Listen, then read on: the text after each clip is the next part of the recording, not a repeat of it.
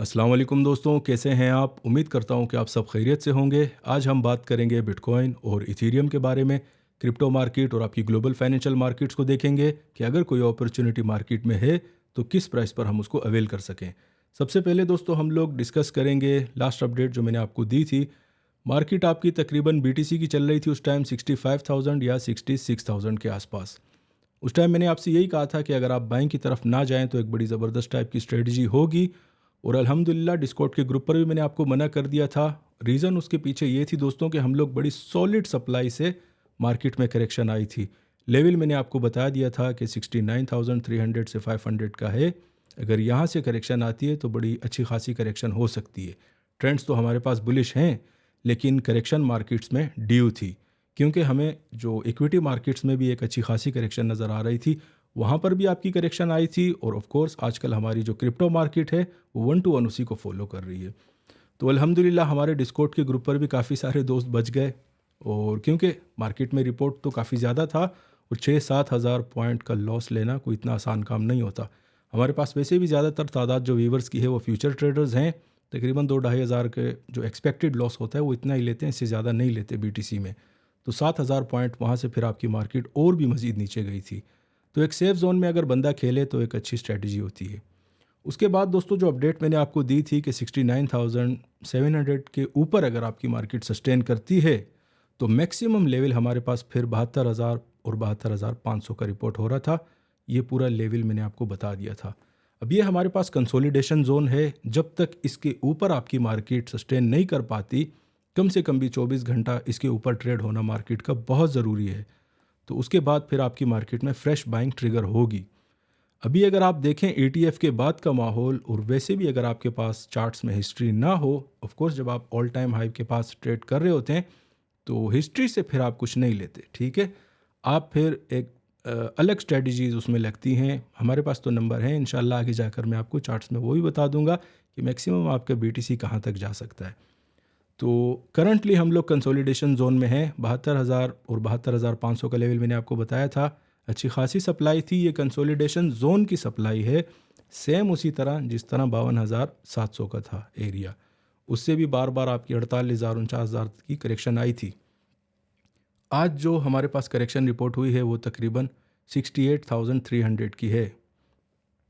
तकरीबन आप ऐसा समझें कि 4,000 पॉइंट्स की तो ज़बरदस्त टाइप की मूवमेंट थी। अगर आपने ट्रेड किया था उस सप्लाई पर तो अच्छे खासे पैसे बने होंगे।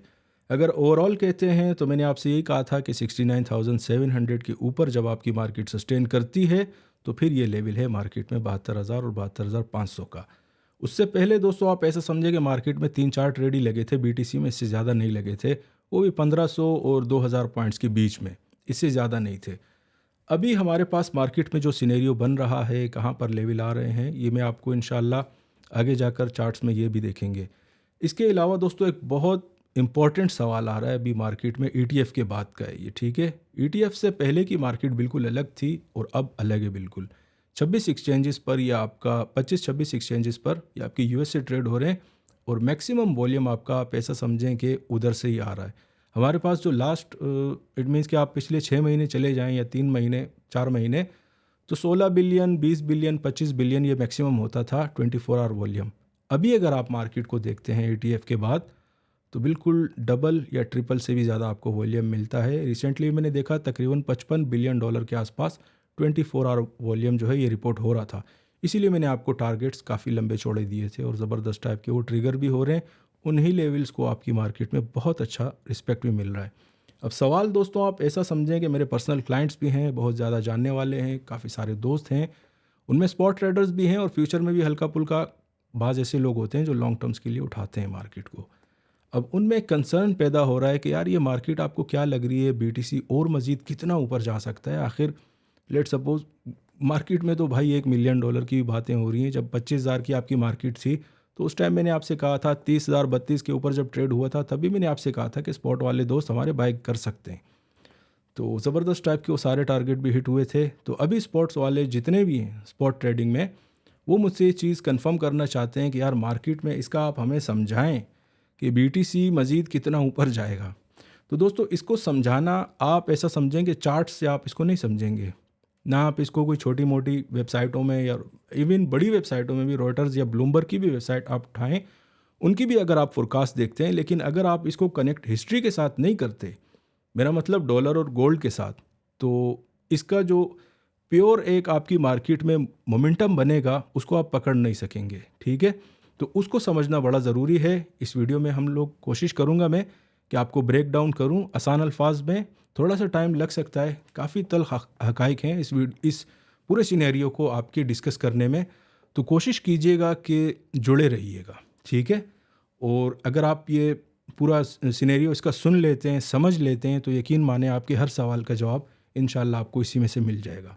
अब स्टार्ट करेंगे दोस्तों हम लोग अमेरिकन निज़ाम से, क्योंकि अभी जो हमारे पास ग्लोबली जो निज़ाम आपका नाफिज है वो आपका डॉलर पैक्ड है, और तकरीबन किसी भी कंट्री की आप अगर कोई डिनोमिनेशन निकालते हैं अपनी करेंसी में या किसी भी चीज़ की, ऑफ कोर्स करेंसी देखें अभी आपकी एक टाइप की नहीं होती।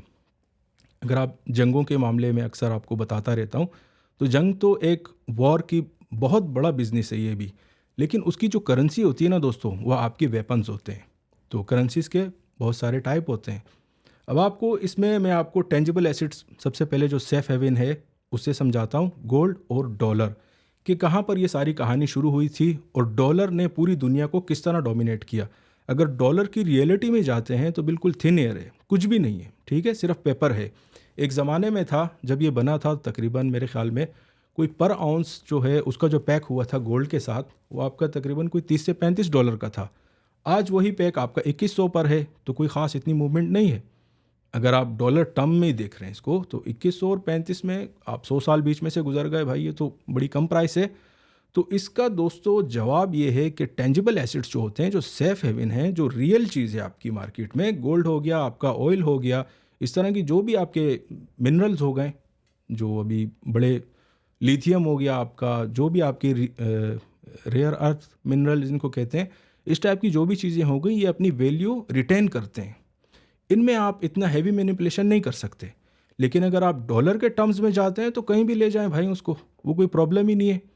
अब आप ख़ुद देखें कि हमारे पाकिस्तान की मिसाल मैं आपको दे देता हूँ कि पिछले 3-4 साल में अगर आप चले जाएं, जब नवाज शरीफ का दौर मेरे ख्याल में ख़त्म हुआ था, टोयोटा करोला की कीमत मेरे ख्याल में कोई 20-22 लाख की थी, आज वो 70-80 लाख तक चली गई है। तो ऑफकोर्स डॉलर और ये सारी डिप्रिसिएशन इसी टाइप की होती है। ठीक है, तो इसी तरह जिस चीज़ का बुनियाद आपकी बिल्कुल थिन एयर पर हो, उसको आप फिर कहीं भी ले जा सकते हैं। ठीक है, सबसे पहले अब आपने इस बात को जोड़ के रखना है।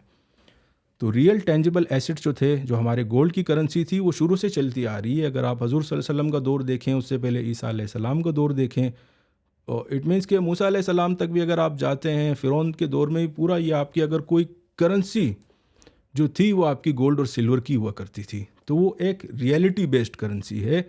वो आपका एक रियल चीज़ है, उसका इस्तेमाल होता है। हमारे एशियन कंट्रीज़ में भी जो आपकी लग्जरी चीज़ें होती हैं उनमें बहुत ज़्यादा गोल्ड का इस्तेमाल होता है, और एक सेफ एसेट के तरीके से लोग उसको रखते हैं अपने पास कि यार अगर पूरी दुनिया आगे पीछे जो भी हो जाए, मेरा जो गोल्ड है इसने कहीं नहीं जाना, और मेरी जो ज़मीन है इसने भी कहीं नहीं जाना। ठीक है, तो ये होती हैं आपकी रियल एसेट्स। इसके मुकाबले में अब आपको मैं डॉलर समझाता हूँ। डॉलर अगर आप समझ जाते हैं तो आप BTC भी समझ जाएंगे। ठीक है, तो डॉलर दोस्तों, उसको समझने के लिए आप सिर्फ देख लें, मैं आपको US का फाइनेंशियल सिस्टम ही समझा देता हूँ, ताकि जो मैं आपके डॉलर को थिन एयर कह रहा हूँ या it is based on lies, आप कुछ भी इसे कह दें तो बड़ी आसानी हो जाएगी फिर आपको ये पूरा फाइनेंशियल सिस्टम समझने में। हमारे मुल्कों में देखें सबसे बड़ा प्रॉब्लम ये है कि हमें इकोनॉमिक्स आप जब पढ़ते हैं, स्कूल कॉलेजेस में जाते हैं, तो हमारे जो टीचर्स हैं वो वक्त के साथ साथ अपने आप को अपग्रेड नहीं करते। उलमाना एक हमारी सोच है, जो चीज़ वेस्ट से आपके पास आ चुकी है आपने सिर्फ उसी को फॉलो करना है। सेम निसाब आपने पढ़ाना है अपने स्कूल्स में भी, कॉलेजेस में भी, और आप अपने यूनिवर्सिटीज़ में भी। अब आप चार्टर फाइनेंशियल एनालिस्ट को ले लें या CA या आपके जो आपके MBA फाइनेंस हैं, उनको भी वही फाइनेंस सिखाया गया है कि जिससे आपको सिर्फ डिग्री मिले और डिग्री के बाद आपकी जॉब मिले। बैक एंड पर क्या हो रहा होता है उससे उनका कोई लेना देना नहीं होता, और ना ही वो आप लोगों को समझाना चाहते हैं। तो डॉलर को समझना मेरे दोस्त बहुत ज़्यादा ज़रूरी है। अब देखें, अब हम आते हैं डॉलर को समझाने की तरफ। डॉलर को समझने के लिए आपको अमेरिकन का फाइनेंशियल पूरा सिस्टम समझना होता है। अब देखें, गवर्नमेंट का आप सबसे पहले पूछेंगे कि यार ये इनका जो पूरा फाइनेंस का निज़ाम है वो ट्रेजरी बॉन्ड पर चल रहा है। उससे पहले गोल्ड तो पैक था, लेकिन उनका अगर आप करंट डेफिसिट देखते हैं तो $34 ट्रिलियन ऑफिशियल नंबर आ रहा है। अनऑफिशियल में अगर आप जाते हैं तो वो 90 और 100 ट्रिलियन को क्रॉस कर चुके हैं। सिर्फ अफ़गान वॉर में मेरे ख्याल में कोई $2.3 ट्रिलियन के आसपास उनके इतना एक्सपेंडिचर उनका हुआ है, टोटल कॉस्ट उनकी आई है सिर्फ ये कुछ चंद सालों में। तो आप खुद सोचें, वो अपना पूरा मुल्क चला रहे हैं, पूरी दुनिया में जंगें हैं उनकी, पूरी दुनिया को एक तरीके से आप ऐसा समझेंगे फाइनेंशियली कैप्चर किया हुआ है। तो फिर 34 ट्रिलियन तक तो आपकी कहानी नहीं रहती ना। जब एक चीज़ स्टार्ट हुई थी आपकी $35 से, आज वो 34 ट्रिलियन ऑफिशियल नंबर आपको बता रही है। 34 ट्रिलियन में काफ़ी सारे पाकिस्तान बन जाते हैं और काफ़ी सारे इंडिया भी आ जाते हैं उसमें, इतना बड़ा नंबर होता है ये, ठीक है। और जब आपके पास इस तरह की कैप्चरिंग हो तो फिर आप पूरी दुनिया से ब्रेन्स भी उठाते हैं, जितना भी टैलेंट होता है उसको आप कहीं से भी उठा के ले आते हैं, और आपकी जो इकॉनमी है या आपकी जो एक फाइनेंशियल सिस्टम चल रहा है वो उसी के साथ साथ प्रॉस्पेरस हो रहा होता है, क्योंकि अनलिमिटेड वसाइल आपके पास होते हैं। तो डॉलर, ये वजह थी कि मैं आपको समझा रहा था, it was based on lies, thin air. अब देखें, आपको एक चीज़ समझना होगी, गवर्नमेंट का मैंने आपसे कहा था कि उनका फाइनेंशियल सिस्टम ट्रेजरी बॉन्ड पर चलता है। पहले गोल्ड था, गोल्ड की कहानी ख़त्म हो गई है। अगर आप इसको देखें कि इनके पास अगर 34 ट्रिलियन ऑफिशियल नंबर भी आप देख रहे हैं तो सिर्फ आप उनकी गवर्नमेंट से पूछ लें, फेड से पूछ लें, यार आपके पास $34 ट्रिलियन के अगेंस्ट इतना गोल्ड है मार्केट में कि आप इतने सारे पैसे आपने प्रिंट कर लिए? जवाब आएगा नहीं। तो फिर क्यों किए? क्योंकि निज़ाम को रन करना है और पूरी दुनिया ने इस निज़ाम को एक्सेप्ट कर लिया है। तो अब दोस्तों हम आते हैं कि भाई यूएस का जो फाइनेंशियल सिस्टम है ये किस तरह चलता है। गवर्नमेंट्स आपकी ट्रेजरी बॉन्ड्स बाय करती है। किससे बाय करती है? आपके फेड से। फाइनेंशियल सिस्टम उनका चलता है अभी ट्रेजरी बॉन्ड्स पर। अब ट्रेजरी बॉन्ड्स को बाइंग करने के लिए फिर फेड कहाँ से पैसे लाता है? बहुत बड़ा सवाल है भाई। वो पैसे आपके आते हैं प्रिंटिंग से, मज़ीद प्रिंटिंग करते जाते हैं, क्योंकि उनको पता है कि हमारा डॉलर पूरी दुनिया ने एक्सेप्ट करना ही करना है। उसके बहुत सारे ज़राए होते हैं, बहुत सारी चीज़ें होती हैं, कहीं भी उनके उसकी खपत बहुत ज़्यादा है।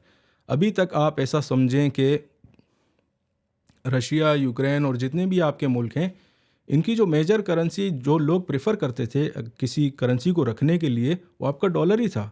तो इसकी खपत बहुत ज़्यादा है। हमारे यहाँ भी देख लें, कुछ भी अनसर्टेनिटी इंडिया पाकिस्तान में आती है, सबसे पहले लोग जाते हैं, जो अमीर लोग होते हैं, सबसे पहले डॉलर में अपने बैंक अकाउंट्स तक डॉलर में खोल देते हैं।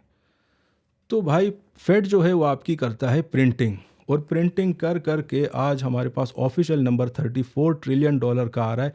अनऑफिशियल नंबर आपके 100 ट्रिलियन प्लस हो चुका है, जो रियलिटी बेस्ड है। तो इस चीज़ में देखें, जब आप थिन एयर कोई भी चीज़ बना रहे होते हैं तो उसकी प्राइस या उसकी प्राइस एस्केलेशन वो कहीं भी जा सकती है। अब आप देखें BTC, जैसे आप पूछ रहे हैं ना मुझसे, तो उसमें है कि भाई ये भी डिजिटल एसेट्स है, और इसको अगर आप सही तरीके से समझते हैं, जिस तरह से AI अभी आ रहा है और इस टाइप की बहुत सारी चीज़ें हो रही हैं, तो काफ़ी सारे जो दुनिया के एनालिस्ट बैठे हैं, उन्हें अब लग रहा है कि अगर कोई सेकंड निज़ाम दुनिया को कैप्चर करेगा तो आपका डिजिटल एसेट्स ही रहेगा। डॉलर भी आपकी मार्केट में होगा। अगर आप पैक्स ब्रिटानिका के बाद हमारे पास पैक अमेरिका हुआ था, तो ब्रिटेन अभी तक उनकी करेंसी तो है। इसी तरह हमारे पास डॉलर भी रहेगा, लेकिन अगर किसी चीज़ ने कैप्चर करना है फाइनेंशियल सिस्टम को, तो वो आपके डिजिटल एसेट्स होंगे। तो अब डिजिटल एसेट्स आप ऐसा समझेंगे दौरे जदीद का ये आपके डॉलर बेस्ड एक इकॉनमी जो है, जिस तरह वो थी, इसी तरह आपके BTC बेस्ड भी कोई सिस्टम या डिजिटल एसेट्स टाइप का, CBDCs की बातें आपने खुद भी सुनी होंगी, ये सब चल रही हैं। तो जब इनका आप स्कोप देखते हैं ऊपर की तरफ, तो आपने सीधा सीधा इसको रखना है बिल्कुल डॉलर के अगेंस्ट ही। जिस तरह डॉलर आपका वाइड है कि आप कितना भी प्रिंट कर लें, कुछ भी कर लें उसके साथ, वो कहीं भी जा सकता है। सेम इसी तरह आपने BTC को भी जज करना है। अब इसमें मार्केट में करेक्शन आती रहती हैं। अब काफ़ी सारे दोस्त हमारे ये भी सवाल करते हैं, बड़ा जेन्युइन सा सवाल है कि यार जब अब अगर फेड वो प्रिंटिंग करके आपके ट्रेजरी बॉन्ड आगे दे रहा है, तो फिर ये लोगों से क्यों टैक्स लेते हैं? बड़ा वैलिड सवाल है, क्योंकि हमें तो फाइनेंशियल बुक्स में यही समझाया गया है ना कि यार अगर आप टैक्स देंगे तो तभी मुल्क आपका चलेगा। ऐसा अगर आप जब बिल्कुल डीप डाइव करते हैं, इन चीज़ों को समझते हैं, तो वो तो बिल्कुल ही सिस्टम ही, बिल्कुल आप ऐसा समझे कि पूरी दुनिया को इल्यूजन में रखा हुआ है। इस टाइप की कोई चीज़ ही नहीं है। अगर आप फाइनेंस करते हैं अपनी गवर्नमेंट को ट्रेजरी बॉन्ड से, गोल्ड को आप बिल्कुल बीच में से हटा दें, उसकी कहानी तकरीबन ओवर हो चुकी है। उसके साथ कोई भी पैकिंग अभी नहीं है आपकी डॉलर की, ठीक है। तो अगर आप ट्रेजरी बॉन्ड, फिर आपका फेड कहाँ से ले रहा है, वो मज़ीद प्रिंट करके ले रहा है, तो इसमें लोग कहाँ गए, आपका निज़ाम कहाँ गया, टैक्स किस चीज़ के आप ले रहे हैं, तो ये बहुत सारे सवाल जो हैं ये आपके जन्म लेते हैं, ठीक है। और इस तरफ फिर मार्केट में कोई भी नहीं जाता। तो समझाने की चीज़ दोस्तों ये थी कि जिस तरह डॉलर का एक बहुत बड़ा वाइडर पर्सपेक्टिव में उसका बहुत बड़ा स्कोप है, अभी तक आपकी मार्केट को डोमिनेट कर रहा है। जो एक हल्का फुल्का थ्रेट आया है मार्केट में अभी, वो आपकी ब्रिक्स है। लेकिन अभी भी अगर आप रियलिटी में देखते हैं, कोई एक फाइनेंशियल सिस्टम अगर मार्केट को डोमिनेट कर रहा है तो आपका यूएस बेस्ड इकॉनमी है, जो पूरी दुनिया को फाइनेंशियल सिस्टम में डोमिनेट कर रही है विद अनलिमिटेड रिसोर्सेज के साथ। और ये सिर्फ अमेरिका नहीं है, ये आपका वेस्ट पूरा रीजन ही आ जाता है, इसमें नेटो ममालिक आ जाते हैं, आपके कनाडा आ जाता है, ब्रिटेन आ जाते हैं। तकरीबन आप ऐसा समझेंगे इन सब के बड़े जो हैं ये इन सब लोगों का निज़ाम है, ठीक है। तो स्कोप अनलिमिटेड है आपके बीटीसी का। अगर इसकी प्राइस रेंज की बात करते हैं कि यार ये मैक्सिमम कहाँ तक जा सकता है, तो भाई ये कहीं भी ऊपर जा सकता है। इसकी मार्केट में प्रिडिक्शन $500,000 के आसपास भी है, लेकिन ऐसा नहीं है कि वो अभी चला जाएगा। मार्केट्स में साइकिल बेस्ड मार्केट आपकी होती है, ऊपर भी जाती है, अगर ऊपर गई है तो फिर ऑफ कोर्स आपकी मार्केट ने नीचे भी आना है। तो इस टाइप आप मार्केट में देखते रहें। हम जो ट्रेडिंग स्टाइल है हमारा, उसमें है कि हम वीकली बेसिस टाइप पे आपको बता देते हैं कि यार मैक्सिमम मिनिमम इतना है। अगर आप लॉन्गर रन में देखते हैं कि यार क्रिप्टो मार्केट हो गई या आपकी डिजिटल एसेट्स हो गए, सिर्फ जो उसमें सॉलिड प्रोजेक्ट हैं उनकी मैं बात कर रहा हूँ, तो उनका जो स्कोप है दोस्तों वो अनलिमिटेड ऊपर की तरफ है, ठीक है। इसमें आप इसको टाइम के साथ साथ देखते रहेंगे कि कहीं तक भी आप इसको टारगेट कर सकते हैं। अगर इसने फाइनेंशियल निज़ाम को आगे लेट सपोज़ ये नाफिज होने की तरफ जाता है, तो फिर आपके बीटीसी का जो डिजिटल एसेट्स के बारे में आप ख़ुद भी पढ़ लें, सीबीडीसीज़ को थोड़ा गौर से पढ़ लें, तो आपको फिर ये सारी चीज़ें काफ़ी आसानी से समझ आ जाएंगी। अगर आप चाइना मॉडल देखते हैं, चाइना में क्या हो रहा है, हर बंदे की मॉनिटरिंग हो रही है, हर बंदे की क्या बिहेवियर है, उसके हिसाब से उसका पॉइंट जो है वो रेज होते रहते हैं। सॉफ्टवेयर बेस्ड बना दिया है पूरी कौम को अपनी, ठीक है। उनके सारे खर्चे करना, हर चीज़ मॉनिटर होती है, ऐप्स के ज़रिए होती है। चाइना में आप ऐसा समझेंगे सीबीडीसी ऑलरेडी नाफिज हो चुका है। अब वेस्टर्न कंट्रीज़ के जो लोग हैं वो थोड़े आप ऐसा समझें कि प्रोटेस्ट की तरफ ज़्यादा जा रहे होते हैं, तो उधर इन चीज़ों को इम्प्लीमेंट करना इतना आसान नहीं है, क्योंकि पुश बैक जो है आवाम की तरफ से वो बहुत ज़्यादा आ रहा है कि आप हमें यार मॉनिटर ना करें। हल्की फुल्की मॉनिटरिंग लगा देते हैं, कहीं कैमरा भी अगर लगाते हैं तो 100 जगहों से आप ऐसा समझें कि कोर्ट से आगे पीछे गवर्नमेंट को इजाज़त लेनी होती है। अगर इस टाइप की कोई चीज़ होती है तो फिर आप समझें कि रेजिस्टेंस बहुत ज़्यादा है लोगों की तरफ से। लेकिन स्लोली एंड ग्रेजुअली अभी आप अगर न्यूयॉर्क को भी देखते हैं तो उसमें भी काफ़ी सारे फोर्सेस भी आए हैं और नई नई टाइप की आपको सिक्योरिटी एजेंसीज़ के बंदे भी नज़र आते हैं। इस चीज़ को अगर आप सर्च करेंगे तो चाइना मॉडल की तरफ आपकी दुनिया जा रही है, डिजिटल एसेट्स की तरफ हम लोग जा रहे हैं। तो उन दोस्तों का जो सवाल था कि यार स्पॉट हमारे पास, इट मीन्स कि जो स्पॉट में होल्ड कर रहे हैं बीटीसी को, तो भाई अगर हम लोग इसके ओवरऑल इसका देखते हैं कि यार इसका पोटेंशियल कितना है, तो भाई बीटीसी और इथेरियम में आपका पोटेंशियल बहुत ज़्यादा है। और काफ़ी सारे दोस्तों ने मुझसे पूछा था कि यार हॉल्विंग में क्या होता है, या आपके तकरीबन अगर बीटीसी हॉल्विंग की मैं बात कर रहा हूँ, इसकी अगर आप हिस्ट्री चेक करें दोस्तों, तो आप अभी ऐसा समझें कि ये 70,000 की जो प्राइस है ना, ये हम लोग उसी प्राइस पर हैं जिस तरह लास्ट टाइम जब हुई थी बीटीसी हॉल्विंग। मेरे ख्याल में उस टाइम आपकी प्राइस चल रही थी कोई 3,500-4 हज़ार के आसपास, ठीक है। उसके बाद जो ऑल टाइम हाई लगा था वो तकरीबन 20,000 के आसपास लगा था। उसके बाद जब आपकी बीटीसी हॉल्विंग का टाइम आया था तो 70,000 का लगा था। आज हम लोग 70,000 पर हैं और ये बेस प्राइस है, आप ऐसा समझें, ठीक है। तो इसमें अगर सिमिलर इम्पैक्ट आपका आता है बीटीसी के हॉल्विंग में, तो प्राइस जो आ रही है वो 3.5-4 लाख की भी आ रही है, अगर सेम सिनेरियो को बीटीसी आपका फॉलो करता है तो। लेकिन अभी हमारे पास वो सिनेरियो नहीं है। अब ETF हैं, ब्लैक रॉक है, वैनगार्ड है, बड़े बड़े जो दुनिया के आपके ग्रुप हैं जो ये पूरा फाइनेंशियल निज़ाम आपका रन कर रहे हैं, ये लोग हैं मार्केट में। तो अब आप चीज़ों को उस तरह, उस पर्सपेक्टिव में नहीं देख सकते जिस तरह पहले बीटीसी में वॉल्यूम नहीं होता था, भाई वो पूरी कहानी अलग थी। अब आप मार्केट को ज़्यादा लॉन्ग टर्म में जो हम लोग स्पेशली फ्यूचर ट्रेडर, वो इतना लॉन्ग हम लोग भाई इसको नहीं देख सकते, ठीक है। हम लोग मैक्सिमम क्या कर सकते हैं कि यार मैक्सिमम आपका हो गया 1 महीने तक की आप फोरकास्ट कर सकते हो, इससे ज़्यादा नहीं कर सकते।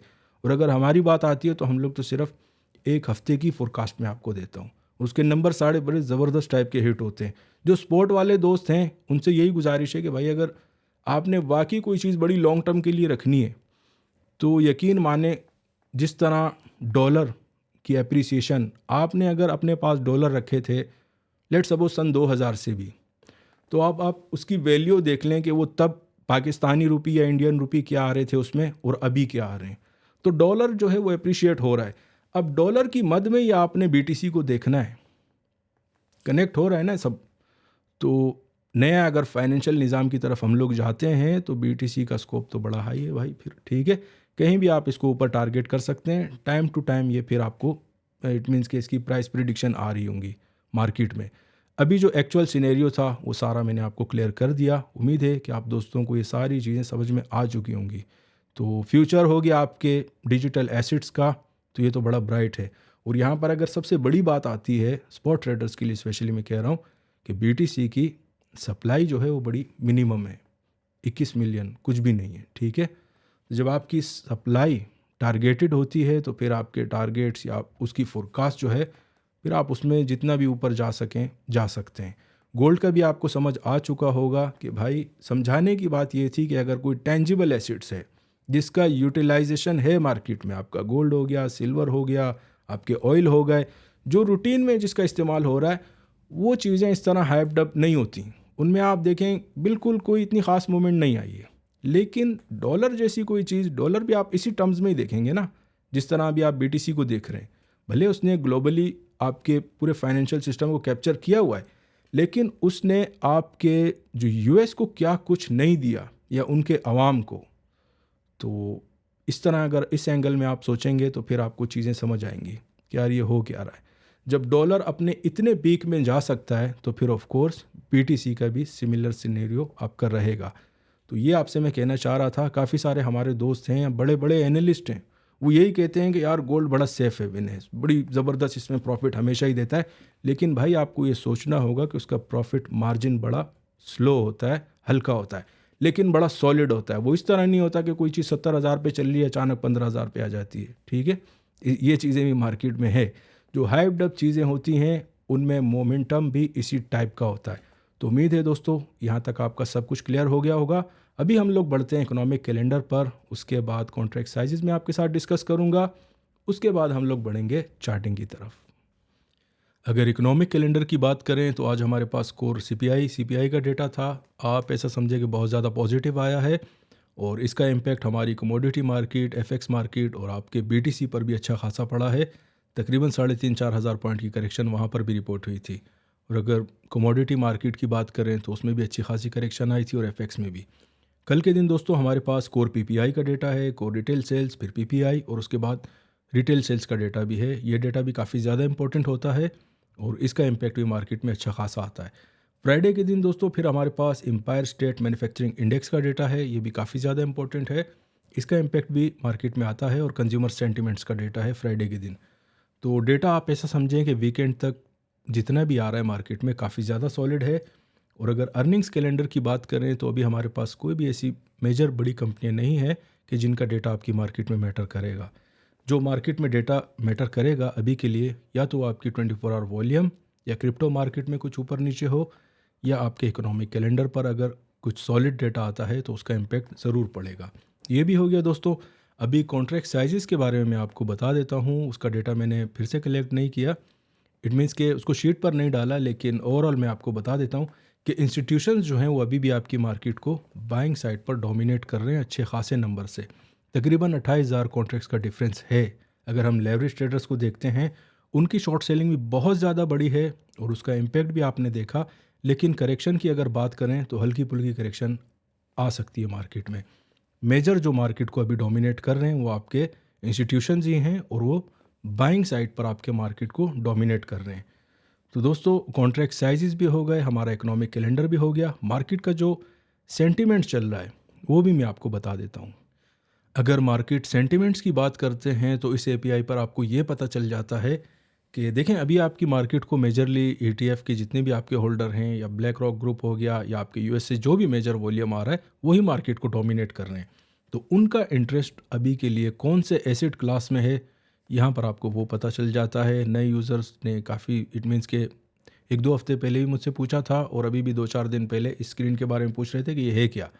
भाई इसमें ये होता है कि इंटरेस्ट आपके जो वेल्स जिसे आप कहते हैं क्रिप्टो मार्केट में, तो ये उनका डेटा होता है कि उनका इंटरेस्ट अभी के लिए कौन सी एसेट क्लास में। क्लासेस हमारे पास बहुत सारी होती हैं लेकिन हमारा टारगेट जो है वो आपका बीटीसी है।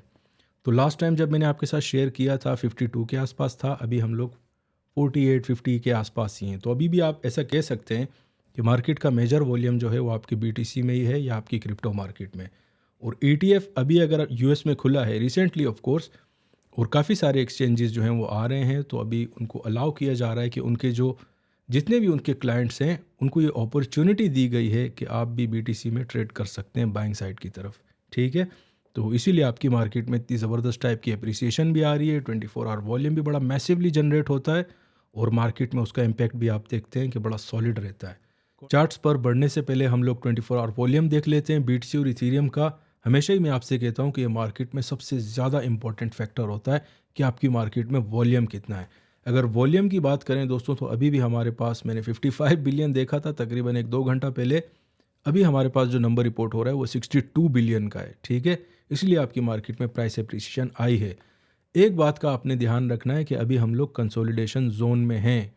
यहाँ पर अगर कॉन्ट्रैक्ट साइजेस की मैं एक बार फिर से आपको बता देता हूँ कि डिफरेंस कोई इतना मेजर नहीं है।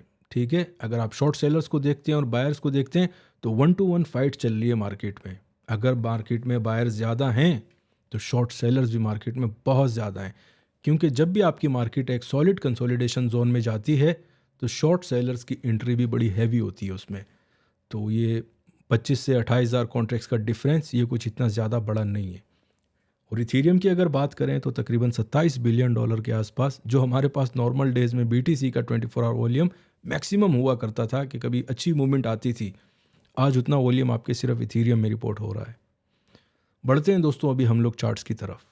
हमेशा की तरह हम लोग स्टार्ट करेंगे बिटकॉइन के चार्ट से, और करंट मार्केट प्राइस आपकी चल रही है तकरीबन 70,000, 850, 71,000 आप पूरा ही ले लें। इस टेरिटरी में अभी भी आपकी मार्केट कंसोलिडेशन के बिल्कुल बीच में स्ट्रगल हो रही है। मार्केट में कंसोलिडेशन जोन में आपको फिर से बता देता हूँ 69,300 से आप ले लें, पूरे 72,500 का एरिया, ये पूरा आपका कंसोलिडेशन जोन है।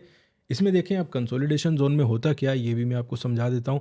इसमें आप ऐसा समझें, एक तो कॉन्ट्रैक्ट साइजेस का जो मैंने आपको बताया कि उसमें भी आपके फाइट जो चल रही होती है ना आपकी बायर्स और सेलर्स के बीच में, उसे हम लोग कहते हैं कंसोलिडेशन जोन। ठीक है, अब जो इसको यहाँ पर डोमिनेट करेगा प्राइस आपकी वहीं उसी आप ऐसा समझें कि डायरेक्शन में आपकी जाएगी।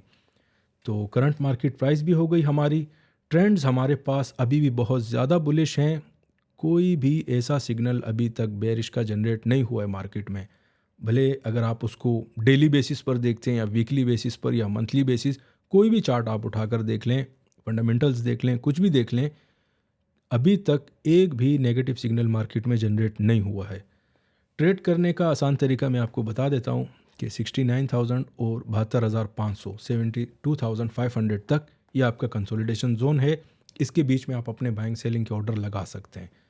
और अगर सॉलिड वाला कोई ट्रेड जनरेट होगा मार्केट में तो 72,500 के ऊपर, मैंने आपको इंट्रो में भी कहा था कि इस प्राइस के ऊपर अगर आपकी मार्केट ट्रेड होती है पूरा एक दिन, 24 आवर्स अभी आपको लेना है क्योंकि बड़ा मेजर लेवल है ये, तो फिर आप मार्केट में फ्रेश बाइंग अपनी लगा सकते हैं। ऊपर जो इस बार हमारे पास सप्लाई आ रही है वो पहला लेवल है 74,500 का, और उसके बाद एक सॉलिड जोन जो मार्केट में आ रहा है वो है 77,100-200 का एरिया, 77,100, 200।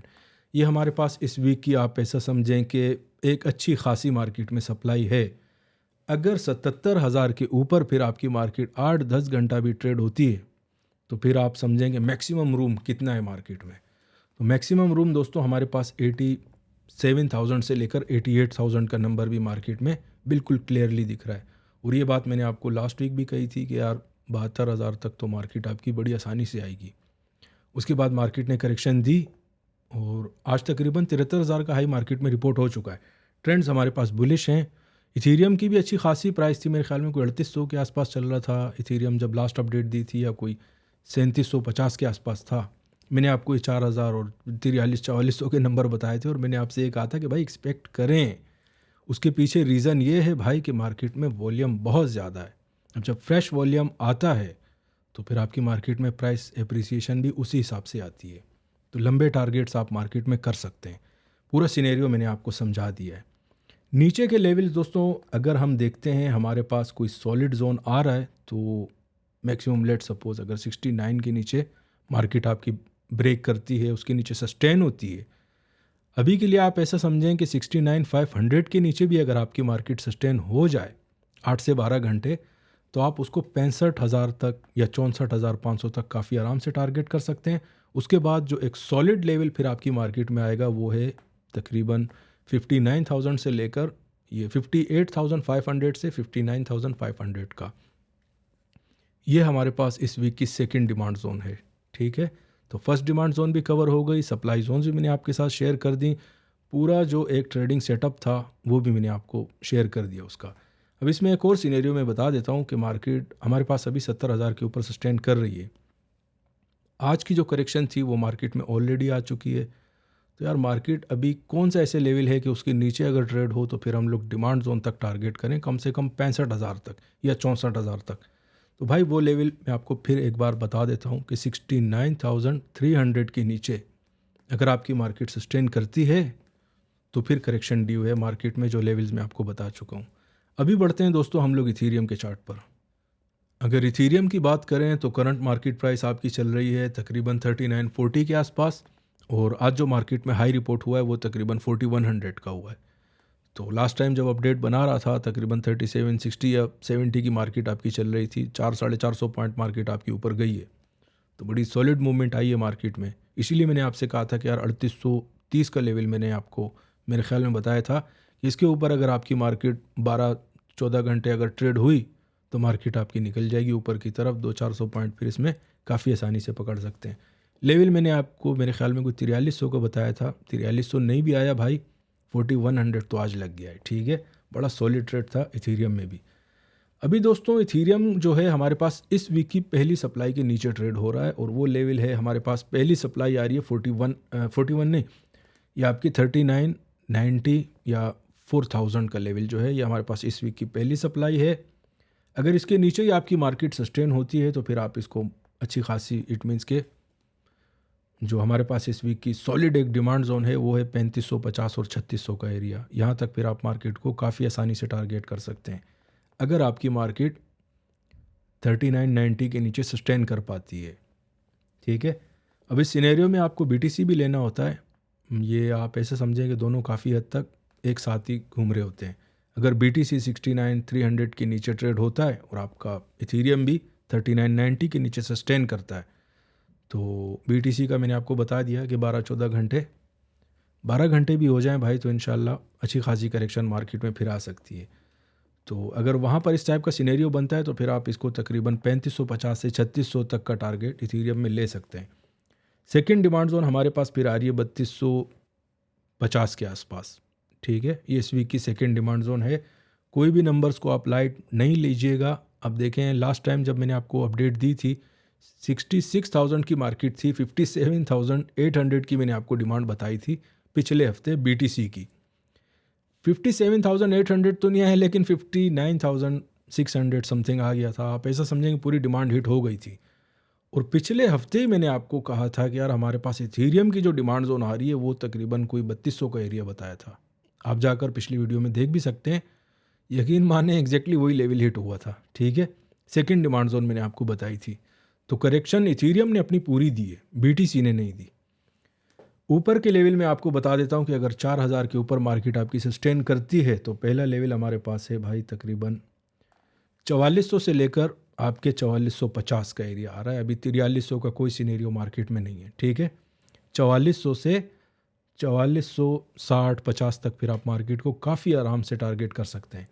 और अगर 4480 के जोन से आपकी मार्केट निकलती है या 4500 राउंड टन में आप देख लें तो फिर 5270 तक मार्केट काफ़ी आराम से जाएगी।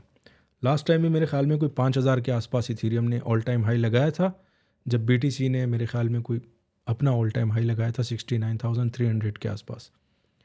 तो इतनी मूवमेंट फिर आप इथीरियम में भी एक्सपेक्ट कर सकते हैं, क्योंकि इसका जो है ऑल टाइम अभी तक ब्रेक नहीं हुआ, मूवमेंट काफ़ी स्लो है। अगर BTC अपना 72,500 के ऊपर सस्टेन हुआ तो यकीन माने इथीरियम डबल स्पीड से फिर ऊपर जाएगा। ठीक है, तो ये टारगेट्स जो आपको बताए गए हैं, इनका आना कोई मार्केट में इतना मुश्किल नहीं है। ऊपर का भी पूरा सिनेरियो बता दिया, कहाँ के ऊपर आपकी मार्केट कितना टाइम ट्रेड हो तो फिर कहाँ तक जा सकती है, ये भी बता दिया। और सप्लाई के नीचे अगर आपकी मार्केट रहती है, आज की क्लोजिंग आप ऐसा समझें कि इथीरियम में लेट सपोज आप पूरी क्लोजिंग को ही देख लेते हैं या BTC के साथ मिलाकर देख लेते हैं इसको, अगर 3990 के नीचे रहता है तो फर्स्ट डिमांड जोन तक फिर आप इसको टारगेट कर सकते हैं। तो उम्मीद है दोस्तों आपको इथीरियम का भी समझ आ चुका होगा, BTC का भी। और शुरू में जो मुझसे स्पॉट वाले बहुत सारे दोस्तों ने यकीन माने मुझसे पूछा था कि यार इस चीज़ को आप क्लियर करें कि BTC कहाँ तक जा सकता है, वो मैंने आपको सारा उसका पूरा सिनेरियो समझा दिया। अगर नहीं समझ आया, कोई भी सवाल हो आपका, वो मुझसे ज़रूर पूछिएगा। इंशाल्लाह कमेंट में ही पूछ लिएगा, मैं आपको उसका जवाब ज़रूर दूंगा। ठीक है, तो ये तो थी दोस्तों आज की अपडेट। उम्मीद है आपको पसंद आई होगी। अगर पसंद आई है तो दोस्तों के साथ ज़रूर शेयर कीजिएगा। शुक्रिया।